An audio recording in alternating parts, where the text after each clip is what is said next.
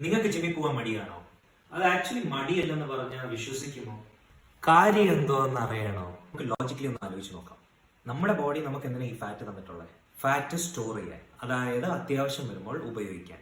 അപ്പൊ നമ്മുടെ ബ്രെയിന് നമ്മളെ മാക്സിമം ഈ ഫാറ്റ് ഉപയോഗിക്കാതിരിക്കാനല്ല നോക്കത്തുള്ളൂ. ഇപ്പൊ നമ്മൾ പുലി പിടിക്കാൻ വന്നാലോ, അല്ലെങ്കിൽ മരത്തിലിരുന്ന് നമ്മൾ ചാടുകയോ, അല്ലെങ്കിൽ ഒഴുക്കുള്ള വെള്ളത്തിൽ വീണ് നമ്മൾ നീന്തുകയോ എല്ലാം ചെയ്യെങ്കിൽ ഫോർ ഫാദേഴ്സ് ഒക്കെ വേട്ടയാടാൻ പല ദിവസങ്ങൾ പോവുകയും കഴിക്കാതിരിക്കുകയോ ഒക്കെ ചെയ്യും. അപ്പൊ നമ്മുടെ ബോഡിയുടെ ഫാറ്റ് എനർജിയാണ് യൂസ് ആയിക്കൊണ്ടിരുന്നത്. പക്ഷെ ഇപ്പൊ അങ്ങനെയല്ലല്ലോ. ഇപ്പൊ വേണമെങ്കിൽ നമ്മൾ ഒരു പാക്കറ്റും മേടിച്ച് അങ്ങ് തീറ്റിയല്ലേ. അതുമല്ലാതെ നമ്മൾ ഈ എനർജി സ്റ്റോറേജ് ഒന്നും യൂസ് ചെയ്യാത്തതുകൊണ്ട് നമ്മൾ ഓരോരോ ദിവസം കൂടി പോവല്ലേ, കൂടി അഴുക്കാകുകയല്ലേ. പിന്നെ ഉപയോഗിക്കാതിരിക്കുന്നതുകൊണ്ട് ബോഡിയിൽ ടോക്സിൻ സ്റ്റോർ ആകുന്നു, ഹാർട്ട് ഡിസീസ് വരുന്നു, പല രോഗങ്ങളെയും നമ്മൾ അകപ്പെട്ടു പോകുന്നു. സോ അതിൽ നിന്ന് നമ്മൾ രക്ഷപ്പെടാനാണ് നമ്മൾ ബോഡി ബിൽഡിംഗ് തുടങ്ങേണ്ടത്. മസിൽ ഇതല്ല കാര്യം, ഈ ഫാറ്റ് ഉണ്ടല്ലോ അത് പറയുന്നതാ കാര്യം. മസിൽ വളർന്നോളും. സോ നമ്മുടെ ബ്രെയിൻ മാക്സിമം അതിന്റെ സ്റ്റോറേജ് റിസർവ്സിൽ നിന്ന് നമ്മൾ ഉപയോഗിക്കാതിരിക്കാൻ മാത്രമേ നോക്കത്തുള്ളൂ. അതായത് നമ്മൾ അനങ്ങാതെ ഒരു സ്ഥലത്ത് ഇരിക്കുന്നതാണ് ഇഷ്ടം.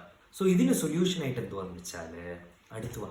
എപ്പോഴൊക്കെ ജിമ്മിന് പോകാൻ മടി തോന്നുന്നോ അപ്പോഴൊക്കെ ഇത് ഓർക്കുക.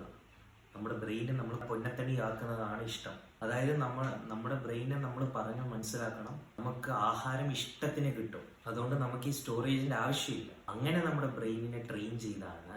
ഇപ്പോ ഞാൻ ഇങ്ങനെ ഇരുന്നവനാ, ഞാൻ എന്റെ ബ്രെയിനെ പറഞ്ഞ് മനസ്സിലാക്കി ഇപ്പൊ എനിക്ക് ജിമ്മിൽ പോകാൻ മടിയില്ല.